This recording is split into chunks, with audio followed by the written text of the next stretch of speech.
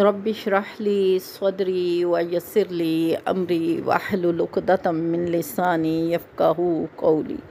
Rabbi ज़िदनी इल्मा rabbi ज़िदनी इल्मा rabbi ज़िदनी इल्मा rabbi Yasir वला तुअस्सिर व तम्मिम bill खैर। बिस्मिल्लाहिर रहमानिर रहीम। नाज़रीन कराम, ज़िक्र खुदा चैनल पर एक और नए टॉपिक को लेकर आपकी खिदमत में अल्लाह तबारक व तआला की दी हुई तौफ़ीक़ के साथ हाज़िर हूँ। अल्हम्दुलिल्लाह, इससे पहले भी जितने टॉपिक आपके सामने लाई हूँ, कोशिश यही है कि अगर मेरे हकीर फ़कीर अल्फाज आप लोगों के लिए इस्लाह का बाइस बने या हमारे माशरे के बिगड़े हुए वो तमाम हालात जो हमारे अपने अमाल की वजह से बिगड़े हैं उसके सुधारने के लिए अगर कुछ काम हो सके तो अल्लाह तबारक व ताला मुझसे ये काविश कबूल फ़रमाए, ये हकीर फ़कीर सी कोशिश अपनी बुलंद बारगाह में कबूल फ़रमाए। कुछ बहन भाई काफ़ी दिनों से ये कह रहे थे कि मियाँ बीवी के हकूक़ के बारे में कुछ बताएं, इस बारे में शरीयत क्या कहती है। तो अल्हम्दुलिल्लाह बहुत सारे उलमा कराम ने बहुत खूबसूरत अल्फाज के साथ इस मौजू पर वीडियोस बनाई हैं, तो मैंने भी कोशिश की कि कुछ थोड़ा हिस्सा मैं भी शामिल करूं। अल्लाह मुझसे ये तौफ़ीक़ कबूल फ़रमाए। अल्लाह की दी हुई तौफ़ीक़ से इस टॉपिक को आपके सामने आज पेश करने जा रही हूँ और इस दुआ के साथ पेश करती हूँ कि अल्लाहुम्मा अरिनल हक्का हक्कन वरज़ुक़ना इत्तिबाअना। ए अल्लाह, हमें हक़ को हक़ समझने वाली तबीयत अता फ़रमा और हक़ की पैरवी करना नसीब फ़रमा। अल्लाहुम्मा अरिनल बातिला बातिलन वज्तना बिही। ए अल्लाह, हमें बातिल को बातिल समझने और बातिल से बचने की तौफ़ीक़ अता फ़रमा। तो अल्लाह तबारक व तआला हमें हक़ बोलने वाली ज़बान अता फ़रमाए। ये वो हकूक़ हैं कि जो एक माशरे को जन्नत का नमूना बनाने वाले हैं। मियाँ बीवी का रिश्ता वो रिश्ता है जो दुनिया में सबसे पहले बनने वाला रिश्ता, सबसे ज़्यादा पायदार रिश्ता और सबसे ज़्यादा मोहब्बत का मुस्तहिक रिश्ता। इसी रिश्ते के तवस्सुल से हमारा माशरा, हमारी नस्लें आगे परवान चढ़ती हैं। अल्हम्दुलिल्लाह आज अल्लाह तबारक व तआला की ज़ात ने हमें ये तौफ़ीक़ दिया नाज़रीन कराम कि हम इसके बारे में बात करें। तो सबसे पहले औरत के हकूक़ के बारे में बात करेंगे, फिर इंशाअल्लाह अज़्ज़ा वजल मर्द के हकूक़ के बारे में भी बात कर सकेंगे। अगर इस टॉपिक में इसी वीडियो में मैं कर सकी तो अल्हम्दुलिल्लाह कोशिश करूँगी कि मैं इसी वीडियो में मर्द के हकूक़ भी बयान करूँ, नहीं तो फिर इसका सेकंड पार्ट मर्द के हकूक़ के बारे में इंशाअल्लाह अज़्ज़ा वजल आपके सामने पेश कर दूँगी। तो सबसे पहले तो ये जान लें कि अल्लाह रब्बुल इज़्ज़त ने मर्द को बीवी के मुकाबले में मज़बूत इंसान बनाया है और इसलिए उसी को घर का सरबराह भी बनाया है। और ये सरबराही उसे इसी वजह से दी गई है क्योंकि वो औरत के मुकाबले मज़बूत है, क्योंकि औरत माशरे में कमज़ोर पैदा की गई है। कुछ ये कि वो अपनी नस्ल को पैदा करने की वजह से भी कुछ कमज़ोरियों के लाहक हो जाती है, इसलिए सरबराही मर्द को अता की गई। और इस वजह से भी मर्द को सरबराही अता की गई कि घर के सारे ख़र्चे और काम काज का बोझ इसके ऊपर डाला जाना होता है। हमारे यहाँ एक बहुत ही अफसोसनाक पहलू पाया जाता है, वो ये कि हम ये समझते हैं कि हम हुक्मरानी की वजह से, मर्द हजरात ये समझते हैं कि हुक्मरानी की वजह से हमें जो है शरीयत ने औरत के ऊपर हाकिम बनाया और औरत को बस ताबेदारी ही करनी है, बल्कि अल्लाह तबारक व तआला ने मर्द और औरत की काफ़ी सारी चीज़ों में बराबरी करते हुए सिर्फ़ एक दर्जा मर्द को इसलिए ऊपर अता फ़रमाया कि इसने घर का कामकाज की सरबराही, घर के निज़ाम की सरबराही, घर के अखराजात की सरबराही अपने सर पे, अपने कंधों पे उठानी है, इसलिए इसको हुक्मरानी दी गई। और ये शोहर की ज़िम्मेदारी भी होती है, लेकिन शोहर के लिए सिर्फ यही एक ज़िम्मेदारी नहीं होती, बल्कि बीवी के और बहुत सारे मामलात होते हैं जिनके ऊपर उसको दरगुज़र करना होता है। जैसे बीवी से कोई छोटी मोटी गलती हो जाए तो उसके ऊपर भी शोहर का ये फ़र्ज़ है, क्योंकि वो हाकिम है, तो उसे चाहिए कि उस गलती पर गुस्सा ना करे, बल्कि जब गुस्सा ठंडा हो जाए उसके बाद अपनी बीवी को तन्हाई में समझाए। कभी भी ये ज़हन में रखें शोहर मेरे भाई जो ये सुन रहे हैं कि बच्चों के सामने या अपने माँ बाप के सामने बीवी को ना डांटें और ना ही समझाएं, क्योंकि इससे बहुत गलत असर पड़ता है। जब हम किसी की तज़किया नफ्स की कोशिश किसी के सामने करते हैं तो वो बिगाड़ का सबब बनती है। तन्हाई के अंदर बात करें, जो आने वाले वक्त में मियाँ और बीवी दोनों के लिए बहुत ही अच्छी साबित हो जाएगी। तो अगर आप इस तरह बिगाड़ पैदा करेंगे तो ये आपके माशरे के लिए, आपकी औलाद के लिए बहुत ज़्यादा ख़राबी का बाइस बनेगी। दूसरा ये कि शौहर के ज़िम्मे है कि जो कुछ खुद खाए वो अपनी बीवी को खिलाए, जो खुद पहने और ओढ़े तो बीवी के लिए उसका इंतज़ाम करे। यहाँ पे भी हमारे माशरे में एक बिगाड़ है कि शौहर जो हैं बाहर खूब अच्छा खासा हल्ला गुल्ला कर लेते हैं, खा पी लेते हैं, लेकिन जब बीवियों की बारी आती है तो हम उसमें कोताहियाँ करते हैं। घर आते हैं तो अपनी बीवी बच्चे को टाइम देने की बजाय हम अपने या मोबाइल्स में बिज़ी हो जाते हैं या फिर अपने वालदैन के साथ टाइम पास करते हैं, या घर आके अपने मामलात को देखना शुरू कर देते हैं, बीवी बच्चों को टाइम नहीं देते।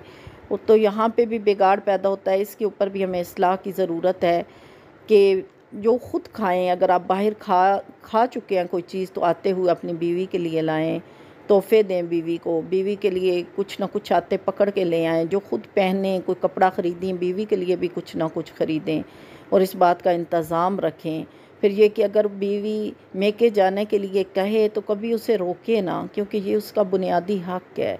इस तरह बीवी पर कभी शक भी नहीं करना चाहिए। अक्सर माशरे में ये भी देखा जाता है कि बीवियों की छोटी मोटी गलतियों के ऊपर उनको शक की निगाहों से देखा जाता है और उनको देखा जाता है कि शायद ये घर के अखराजात क्यों ज़्यादा हुए, इसने कुछ पैसे किसी को दे दिए हैं, या इस तरह कई मामूली बातों पर शक किया जाता है। बीवी की छोटी मोटी गलतियाँ जो हैं उनको दरगुज़र करना चाहिए।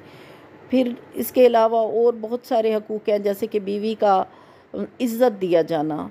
यहाँ पे ये ज़हन में रखें कि बाइज़्ज़त बंदोबस्त शौहर की ज़िम्मेदारी है कि वो अच्छे तरीके से अपनी बीवी को बाइज़्ज़त तौर पर ख़र्च दे, उसे अपनी जायज़ ज़रूरियात के लिए कभी परेशान ना होना पड़े, उसे इख्तियार दे कि वो अपनी मर्ज़ी से जब चाहे इन पैसों को ख़र्च कर सकती है। और अगर वो अपनी ज़ात पर कुछ पैसे ख़र्च कर ले या अपनी मर्ज़ी से कहीं भी किसी को देने लेने में ख़र्च कर ले तो उससे हिसाब ना ले और अपनी बीवी को बीमार पुरसी करे। यानी अगर बीवी कभी बीमार हो जाती है तो ये बिल्कुल लापरवाह ना हो, बल्कि बीवी को ख्याल दे, उसे फ़िक्र दे, उसके सर पे बैठे उसे बताए कि मेरे लिए तुम्हारी कितनी अहमियत है, यानी तुम्हारा बीमार होना मेरे लिए बहुत ज़्यादा तकलीफ़ का बायस है। उसकी तकलीफ़ को अपनी तकलीफ़ जाने और अपने हिसाबो किताब में भी अगर हो सके तो अपनी बीवी को कुछ ना कुछ शराकतदारी दे, उसके साथ डिस्कस करे। जो मामलात हम बाहर डिस्कस करते हैं उन्हें अपनी बीवियों के साथ डिस्कस करें ताकि इसका हल हो सके। कोशिश करें कि मिल के खाना खाएं। जब भी खाना खाएं तो अपने हाथ से एक आधा लुक़मा अपनी बीवी को ज़रूर खिलाएं, इससे मोहब्बत बढ़ती है। बीवी को तोहफ़े दें, उसकी घर के कामकाज में हाथ बटाएं, अपने हाथों से उसको ख़ुसूसी कोई काम करके दिखाएं। कभी उसके लिए अपने हाथों से चाय बना के दें, उसको पता चले कि मेरे शौहर की मेरे ऊपर बहुत सारी नज़र है। तो ये चीज़ें हमने अपने घरों में करनी हैं जिससे हमारे घर जन्नत बन जाएंगे इंशाअल्लाह अज़्ज़ा वजल। ऐसी बहुत सारी हकूक़ हैं जो माशरे ने हमारे ज़िम्मे किए हैं। बीवियों के ज़िम्मे शौहरों के हकूक़ हैं, शौहरों के ज़िम्मे बीवियों के हकूक़ हैं, लेकिन माशरा हमेशा तभी परवान चढ़ता है जब हम एक दूसरे की इज़्ज़त अफ़ज़ाई करते हैं। इसी तरह औरत को भी इज़्ज़त दी जानी चाहिए। अगर कोई वो काबिल फ़ख्र बात करती है, काम करती है, शौहर को चाहिए कि उसके ऊपर फ़ख्र करे और उसे कहे, इस बात का एहसास दिलाए कि उसकी बीवी उसके लिए फ़ख्र का बायस है, ना कि उसकी तज़लील का बायस है। उसे दूसरों के सामने कभी ना झिड़के क्योंकि उससे उसकी तज़लील होगी। उसके माँ बाप को कभी बुरा ना कहे क्योंकि माँ बाप की इज़्ज़त बहरहाल हम सबको ही अज़ीज़ होती है। कभी उसके मेके वालों को बुरा ना कहे, कभी उसकी ज़रूरियात को फ़जूल ना कहे। बीवी की आदात का, ख्वाहिशात का पूरी तरह ख़्याल रखे। अगर वो किसी वजह से परेशान है तो उसकी परेशानी को अपनी परेशानी जाने। जो शख्स भी ये चाहता है ना कि ज़िंदगी उसकी बेहतर लिहाज से गुज़रे तो ये बात अपने दामन से बांध ले कि पहले अपनी बीवी को समझे। जब वो अपनी बीवी को समझना शुरू करेगा, उसकी ज़रूरियात का ख़्याल रखना शुरू करेगा तो इंशाअल्लाह अज़्ज़ा वजल शौहर और मियाँ बीवी में एक ऐसा ताल्लुक़ कायम होगा जो एक अच्छे दोस्त का ताल्लुक़ है। और बावफ़ा बीवी अल्लाह तबारक व तआला की बहुत बड़ी नेमत है। ज़हन में रखें कि एक कामयाब मर्द के पीछे एक औरत का हाथ होता है और वो औरत सबसे पहले उसकी बीवी होती है जो उसे माशरे में चलाती है। बीवियों को भी शोहरों का ख्याल रखने का शरीयत ने बहुत ज़्यादा हुक्म दिया है, लेकिन मर्द को भी ये कहा है कि बीवी के मामले में अल्लाह तबारक व तआला से डरो, यानी अपनी बीवी के साथ अच्छा सलूक करो। यानी ये तुम्हारी महकूम हैं, कमज़ोर हैं, और कमज़ोर पर कभी भी हुक्मरानी ना करें, बल्कि कमज़ोर के साथ सिला रहमी का सलूक करें। उनके बहन भाइयों को अपने बहन भाई मानें, उनकी तकलीफ़ों को अपना तकलीफ़ समझ कर उसके ऊपर सोचें, उनका हल निकालें।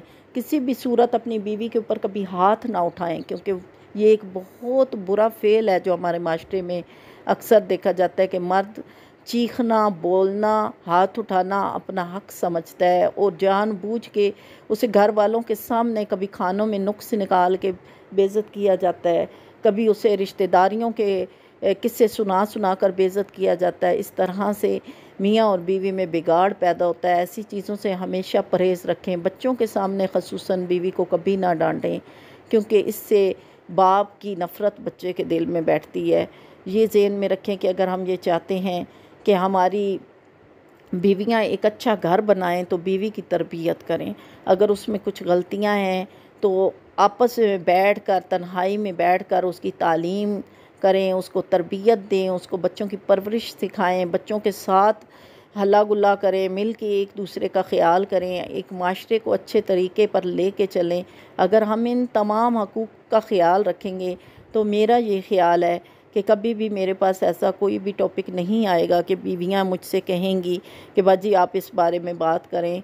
तो अल्हम्दुलिल्लाह मैं ये समझती हूँ कि जितनी मुझ में थोड़ी बहुत अक्ल है उसके मुताबिक मैंने आप लोगों को जो चंद राय बताई हैं, उम्मीद करती हूँ कि ये तमाम राय आपको अच्छी लगेंगी, पसंद आएंगी, और आप इसको अपनी ज़िंदगी में शामिल करेंगे और अपनी ज़िंदगी को जन्नत बनाएंगे। अल्लाह तबारक व तआला से मैं ये दुआ करती हूँ कि अल्लाह तबारक व तआला हम सब के रिश्तों को आपस में अच्छा कर दे, खूबसूरत कर दे, निभाने वाला कर दे, और हम लोगों को समझने और समझाने की तौफीक अता फ़रमाए।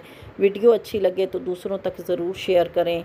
आमीन। अल्लाह तबारक व तआला आपका हम सब का हामी और नासर हो। अस्सलामु अलैकुम व रहमतुल्लाहि व बरकातुहू।